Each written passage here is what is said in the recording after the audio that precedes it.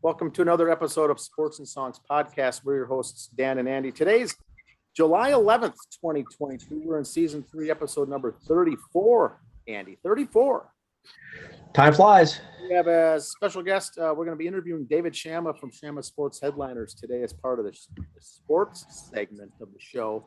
So David, don't worry. We're not going to talk any music. We're not going to talk any concerts or tours. It's going to be sports only. David, how you doing today? I'm doing good. Thanks for having me on. Politics is my specialty, but maybe for another time. Politics. That's another show Dan does later on. For another time, David. But what David has got is a nice little carved out a nice niche of local sports in the Twin Cities, and it's probably the best at it as far as his contacts, his networks, and what he writes. And he's got a column called Shama Sports Headliners. And David, tell us a little bit about how this all got started. You're really I was a Minnesota-based sports, but on a national level, right? Yeah. Well, I was a journalism major at the University of Minnesota and was sports editor of the Minnesota Daily student newspaper. And way back shortly after that, I had a chance actually to go with the St. Paul paper when I was sports editor of the St. Paul group of Sun newspapers. And I was like a lot of people that kind of starting out and wanted to try a lot of different things. And so I got out of the newspaper business for a while and got into teaching and then segued into public relations and into sports marketing. But along the way, I often did a certain amount of freelance writing. I used to have a column in the Skyway News. I did some stringing for the Minneapolis Star and for some magazines, national as well as local. And I never really lost the sports writing bug. And I always felt at some point I wanted to get back into it. And the technology, made it possible back in 2006 to get into it. And I built up a lot of contacts over the years from my years in writing and in sports marketing, and knew a lot of people and was able to get off to a pretty fast start, and it's been a pretty successful run.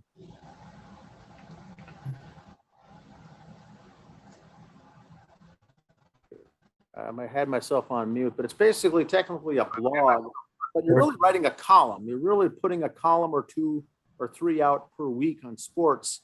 And it's not video, it's not audio, it's not a YouTube channel. It's just basically a column in a blog format that you write that has a couple of topics each week, does it not? Yeah, that's right, Dan. I go back and forth between one subject in a column. Like tomorrow I'm writing about Tony Oliva off of an interview that I did with Tony in regards to the Hall of Fame, and his talked to him quite a bit about his speech and how he felt about going into the hall.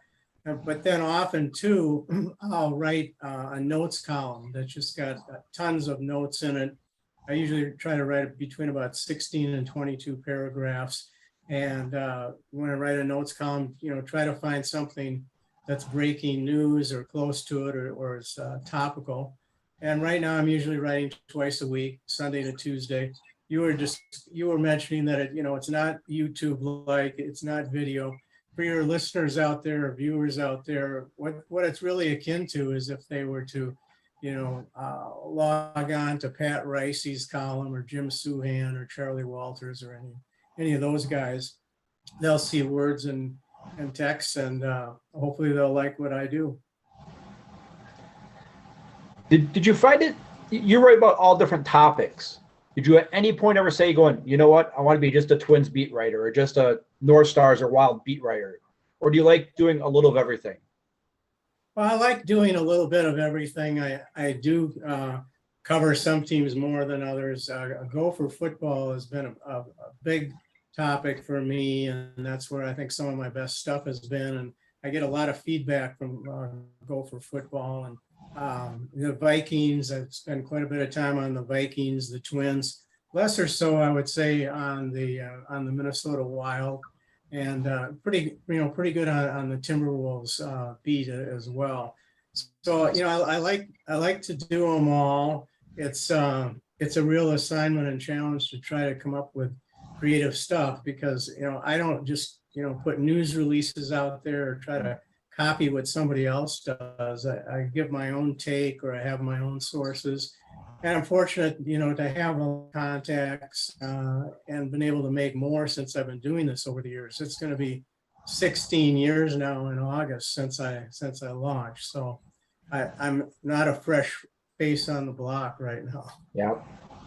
Now, for 16 years, I've been doing this, just the blog, and it's nice because you don't have someone assigning you a task of what to do, what to write about. You're your own boss. You're doing it. It's really a one-man show. You're not working on someone giving you a task of what to write on or a topic for the upcoming week. You get to pull whatever you want and do it. And a lot of your stuff too is somewhat breaking news. I've seen your column many times be the first to announce, something that's sports noteworthy in local sports. Yeah, well, that's true, and I appreciate that, Dan. I've noticed a couple of times this year that somebody from the Star Tribune has picked up something that I've written and then done their own take on it or their own column. So, I do try to be different and work hard at coming up with things that people like. One of the reasons that I continue to do this is because of the feedback that I get from readers. I get so many compliments on such a regular basis about people liking what I do and what they read. And, I kind of kid with friends and say, I must have been really lousy at other things that I did in my career because I've never gotten so many compliments on something, in my life, in my marketing positions and, other things that I've done. So it is rewarding that way. And the column, as you know, is advertiser supported. And so I do make some money on the advertising with it, but it's not a huge payday. I'm not in the same league as the people that I interview. Far from that. And you do it for the love of the game, huh? Yes. Do it for the love of the game. Yeah. He does it for the love of the game because your column is free. There's no subscriber fee, David. You don't have to click subscribe and pay a fee asking for your Visa credit card for a monthly charge, or click here for the first 2 paragraphs of your article and then pay the extra money for the premium subscriber to read the rest of it. Those are kind of things I personally hate when you scroll through the article. Then you got to click that button to get the rest of it and subscribe, and it drives me nuts. You don't have to deal with any of that because your content is free. Yeah, I do make it turnkey, Dan, and all the stuff that I've written over the years is archived where people can go back and look at it. They can put a name in like Joe Mauer, for instance, or Kirk Cousins and see what content there is. And people also find out about my column, my latest post. I do have some email folks on a database, and I'm happy to add people if they want to send me their email. There's a place on the column where you can respond to me and let me know of your interest.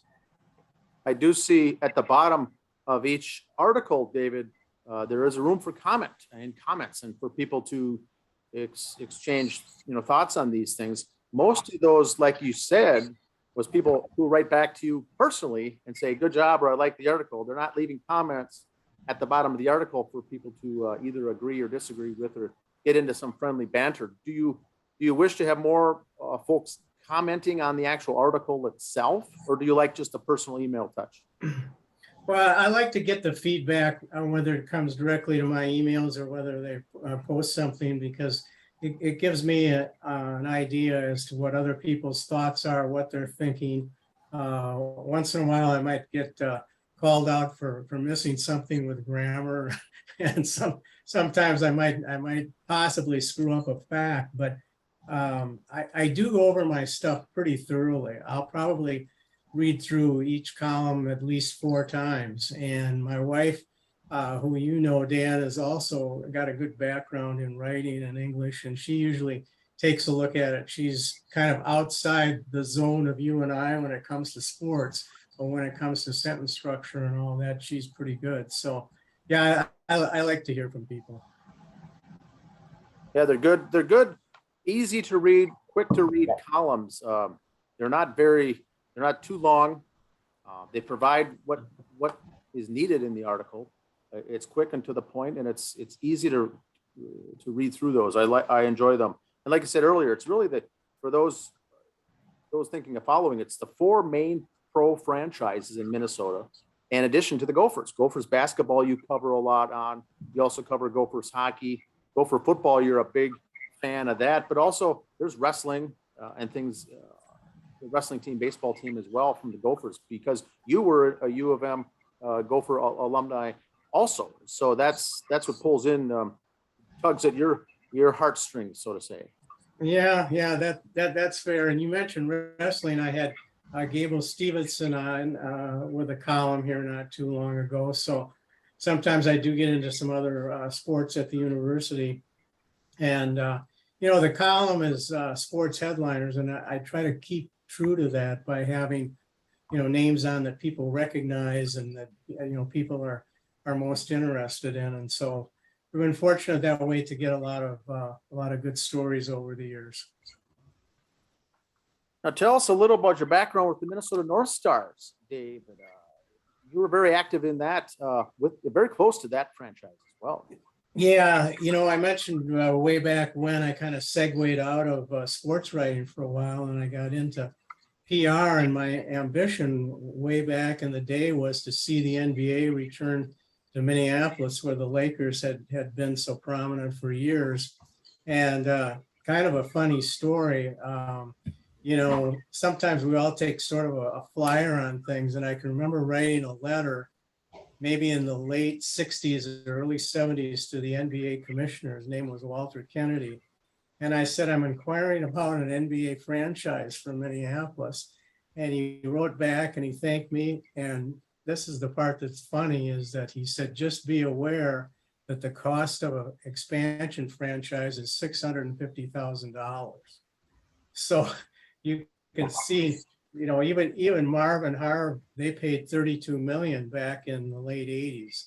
And I don't know what an expansion franchise would go for now, but it would be hundreds of millions of dollars. But the point of my story is that I was most interested in getting involved with bringing an NBA team back here and working for that team.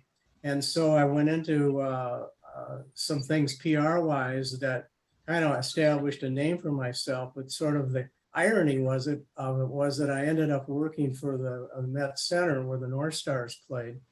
And first at the Met Center, I was director of marketing there and involved with helping to market all their family shows, sports events, concerts, all those things they did other than the North Stars. And eventually I was able to work my way up to director of marketing for the hockey team. And it was a great job. I had a great boss, met so many interesting people, both locally and nationally. And it was kind of my circus, knock on wood, which the circus also included Ringling Brothers Barnum and Bailey, which was part of what I got a kick out of helping to promote that. But yeah, that was a great run for me. And that ended when the Gunn brothers, who owned the team, George and Gordon, sold the team. And new owners came in. So that's my North Stars background. Now, because you're part of the press, David, you get to wear around a press badge and go to these interviews and whatnot. Are you able to go into the press boxes and chat and stick around for the post-game press conferences as well? Or do you have to schedule your own interviews with the players, or do you just pull them aside after the game's over and get your own interview? Well, I do have a press credential and have been in attendance with the four major sports and with the Gophers as well. The press business has changed a lot over the years. It's much more corporate now than it used to be. It used to be a long time ago. You could go into the locker room and do a lot of individual interviews with people. Now a lot of the teams make it a group situation where they'll bring out players and they're at the disposal of all the press. Some of us writers call it, group journalism, and it can be kind of frustrating because you are getting the same information that everybody else is getting. I might be hearing the same information that Joe Schmidt or all the TV stations are going to have, or the Star Tribune, writers have.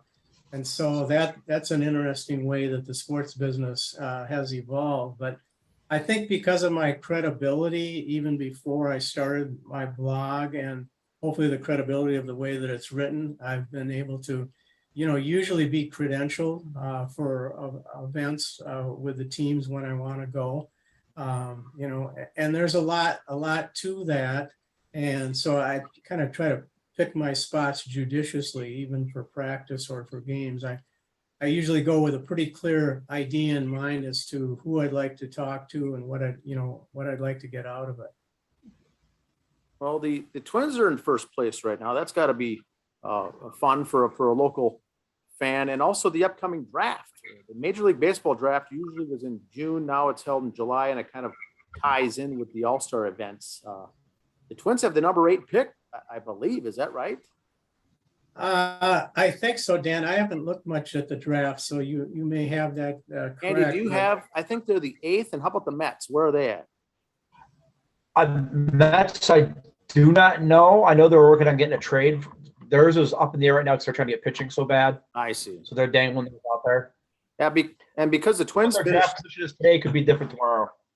the Twins finished so poorly last year that I think they're in the 7, 8, 9 category for this year in the first round pick, and they go 40 rounds deep, but they're going to try to make that combine it with the All-Star weekend, the home run hitting contest, and all the events that are going on along with that. But how do you like the Twins so far, David, this year? First place team?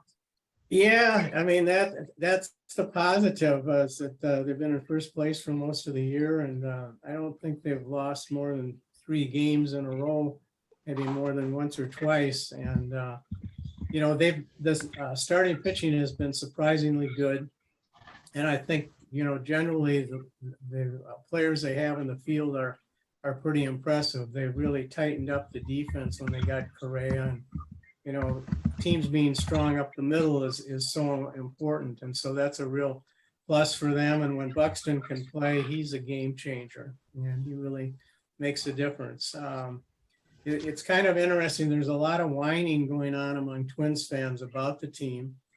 And I think they're a little frustrated that Taylor Rogers is in San Diego, and that particularly the bullpen is really struggled. And it's kind of scary when you bring Tyler Duffy in to close out the game like they did yesterday. So I think the speculation is that Derek Falvey and Thad Levine will try to swing a couple of trades for relievers as we get closer to the trade deadline, and that could really make a difference.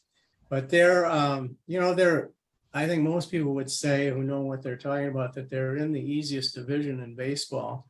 And so, they're capitalizing on that, and hopefully they're going to get to the postseason and break that awful jinx of 0-18, which is part of why I think Twins fans are a little bit skeptical almost no matter what they do. But it's a good story, and hopefully they're going to draw well here as they go down the stretch.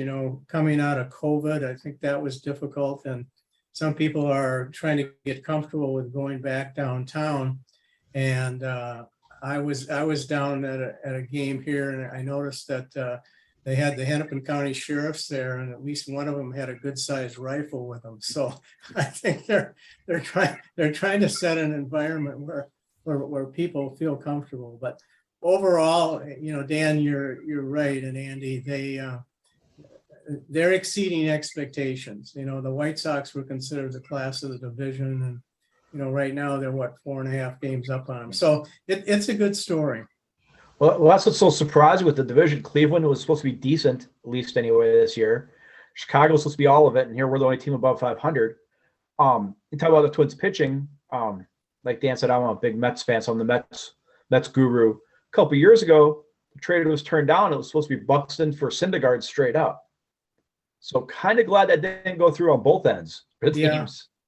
Yeah, I remember that, Andy. You're right, and they're they've got like 14 games remaining with the White Sox and the Guardians each. So it's going to be some interesting series and some interesting baseball coming up. I think one thing about the draft is you can watch and see where the Twins are going as far as trying to get pitching help that will stabilize them in the years to come. They've told me in interviews, Dave St. Peter, the president, that they're pretty glued to developing starting pitchers through the farm system, and everybody's looking for these guys now that can throw 100 miles an hour. So you'd look for that, and you look for power, right? I mean, that's the name of the game right now, is basically hitting the ball out of the ballpark. But we haven't talked about individuals, but they've got some great stories there, starting with Arise and Duran, the pitcher. He's a rookie pitcher, and he's had injuries in the past, and where would this bullpen be without him? So yeah, they're fun to watch and follow. You look at the ex-Twins that are in the All-Star game, coming up with CJ Crone, made reserves for All-Star, and could have been one of us still. But so it's nice to see the guys that we've traded away have gone and had good careers too. Still, yeah. What you say about the Guardians still have like half dozen games they got to make up from rainouts and weather early in the year too. So that's going to affect the division. Yeah, they've been behind the Twins in number of games played here for some time, and that may catch up to them. And I think some people feel like the White Sox are more of the team to watch, and that the Twins are going to have to put out of their misery, so to speak, sometime, because I think the view is maybe the Guardians overachieved a little bit earlier and got on a hot streak. So I think the White Sox will be really interesting to watch, and if they flop, I think they might be looking for a new manager. Now, Andy, you and I have often said that the only real trick to win the American League Central year after year is really play 500 ball is all you need to do. And at one point during the season, string together a 10-game winning streak. That'll put you at 91 wins. You're going to be in the hunt. It's all you really need to do.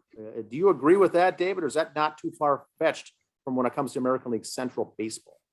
Well, I think that's good logic. I hadn't heard that theory before, but yeah, I'll go along with that. Put a little DS by your initials. Now, my last question I've got, and maybe Andy's got some, but you have any good story of a big name manager or an owner or a top level athlete that you can tell us about that you had a personal run in with in a good way or a bad way? Well, yeah, I got a lot of stories I could tell. One of my columns that really drew a lot of attention, I think not only locally, the Star Tribune picked it up, and Dan Barrero talked about it on his show, I think nationally. I had a pretty good relationship with Joe Mauer's grandfather, Jake Mauer. And anybody that knew Jake, and a lot of people did because he used to do that handicap sheet out at Canterbury Park. Yes. And he'd give the ladies a big hug when they came by. He had a smile, and he was always promoting that card of his. But Joe was off to a bad start. I think it was in 2014, and I had a headline and a story that said something to the effect of Mauer's grandpa doesn't blame booing fans, and it went on to say that Jake went on to say that he understood why the fans were booing, and the $23 million guy, and that Joe was at a loss as to why he was not. I think he was hitting like 250 at the time and had been battling an injury. So that was a story that got a lot of following. Go ahead. No, finish the story, please. Well, yeah, that was one that certainly got a lot of attention. I wrote a piece on Bud Grant a few years ago where he had been up hunting in 2015, and he was in a private plane, and the pilot pushed a button for the landing gear, and the light went on indicating that it was fine. But when they touched down, the landing gear hadn't engaged, and they were sliding along the belly of the plane on the landing strip up in Canada. And fortunately, they were able to get out without any injuries. But that was a story that hadn't been told, and kind of a fun one for me to pick up and use. You ask about people. Sid Hartman was kind of a rival of mine. And Sid had known me way back in the day, and he didn't understand the internet very well. And in 2006, he was on the sports show. If you guys remember that Yes. show with Mike Max Yep. and Dark Star was on there, those guys. Yep. And so Sid at one point during the show, he turns to Ricey or Dark Star like it was a big scoop, and he says, Dave Shama is on the internet, as if it was a major threat to the Star Tribune and to him. And he was just a character. If you knew Sid, he didn't have a lot of dexterity with his hands. He probably had to have somebody at his house fix a light bulb for him. And I remember one time he and I were the first ones at a Viking news conference, and he was sitting a couple of seats away from me. And I was just kind of looking straight ahead and minding my own business. And all of a sudden I get this nudge, and he hands me this mini bag of potato chips, and he says, "Here, open these for me, will you?" He wasn't even able to open a bag of potato chips. Oh, Sid. So Sid was just an immense character, and he gave me a really hard time about my column because he understood that it was competition for him. And one time I was at a Timberwolves game, and I was talking to the sports editor of the paper, and Sid was a little paranoid, and I think he thought that we were cooking up a deal where I was going to write for the Star Tribune. So Sid says, hire the son of a gun. He kind of yells out at the sports editor and walks away. But the question I had for you is that you mentioned Sid earlier and your contacts. Sid always had his close personal friends, Bobby Knight and guys from other teams besides local. Is there ever a player where you've got the relationship here, but he's moved on, but you've still written a story about them as they're on a new team, like when Garnett went to Boston, maybe, or something like that? You ever written about players from here after they've moved on? Occasionally, I guess I can't think of a good example. Kevin Love would be another one that comes to mind. I've certainly kept track of Adrian Peterson, and I've tried to do at least notes on him. But, for the most part, I stay with current people because I just think that's kind of newsier usually. And a lot of these guys, it's hard to be in anything other than a business, situation with them. Somebody like Oliva, who I mentioned earlier, he's a fantastic guy, just a fantastic human being. And in fact, Dan, you'll remember when he helped you out a little bit with instruction on your batting stroke. Remember that? Yes, that was, I think in 2005 or 2006, I got a 1-hour batting lesson with Tony Oliva. David helped me out. Yeah. And that was good. I was going down to a tournament in Florida, and I was able to have the rare quote to say, yeah, I've worked out with Tony Oliva before on a 1-hour batting cage session. So David helped me get that years ago. And I bring that up as an example of what kind of a guy he is, what kind of a person he is. And, when I interviewed him last week, I've seen him over the years frequently at the driving range. Okay. And we started to talk about that. And, instead of trying to give me grief about my golf game or my swing, he just gave me a compliment. He said, you hit the ball really straight. To which I added, but not very far. But I mean, that's the kind of person he is, saying nice things to people, doing nice things for people. And I know when he gives his Hall of Fame speech on the 24th of July, he's going to go out of his way to really, praise the fans here and talk about how much they, mean to him. He's been here. He was with the Twins his entire career, and then he was a hitting instructor for them and a coach, and he's a color analyst on the Spanish language radio broadcast for the Twins. So he really thinks of himself as a Minnesotan, and he really is. He's got that warm smile and a great guy. Yeah, that's one guy I've never heard a bad thing said about him ever. No, you just don't hear about it. And David, after that batting lesson, I went down to Fort Myers for this tournament, and the Twins management and staff was down there at the time. And And he gave me a call and says, when are you going to be playing? In between meetings, they may have a chance to stop down and watch one of your games down at the tournament. That's the type of guy Oliva is. And he wasn't able to get down there, but he had my name in the contact list and said, throw me out a couple of dates that you're playing on some games. I'm going to be right there at the complex. I'll come down and watch you guys. So that's how he is. That's the type of guy that he is. And that's a great story, Dan. And I forgot that you did tell me that, but that even just adds to the story that I just told. He told me that, in his speech that he doesn't intend to say much about him. He wants to talk about other people. Well, So, he's very selfless, but I remember when the call came on my cell phone, I showed it to my wife and it said Tony Oliva calling in. And she said, no, that can't be. And it certainly enough it was, but that's how personal these guys are.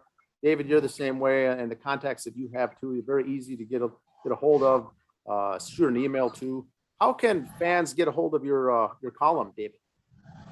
Well, they can go to Shama Sports Headliners.com, SHAMA Sports Headliners.com. Or if you just if you can't remember that, just Google David Shama Sports, SHAMA. And then also you've got a presence on Facebook as well, Twitter as well.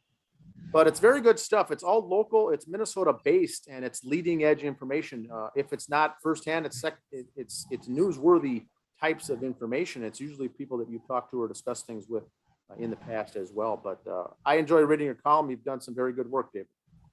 Well, thank you. I appreciate it, Andy. Dan. And Andy's, reading it now too. And we push several links that when you do your articles, David, that have been relating to the things that we follow. We follow things like USFL football and pro wrestling and Minnesota NASCAR. We kind of cover a full range, but when people want to do a full deep dive onto something local, your interviews with Kirk Cousins and things like that are where we usually send links on our pages to push you out your stuff. So thanks again for your work. Any other questions, Andy, on your end?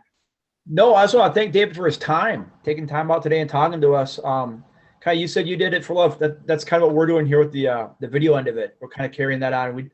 This is not a money maker. We're just doing this for love of the sport too, and it's inspirations like yours that make us carry on. Yeah. Well, I appreciate you having me on. I enjoyed it a lot, and we'll talk to you soon, Dan. And good to make the connection with you, Andy. Thank you very much. Nice to meet you. All right, thanks again, David. That's all we've got for today. We're in season 3, once again, episode number 34. Please leave your comments and questions, perhaps for David, in the comments section of this video, and feel free to share it as well. That's all we got time for today. Thanks, everyone. Yep. See you now.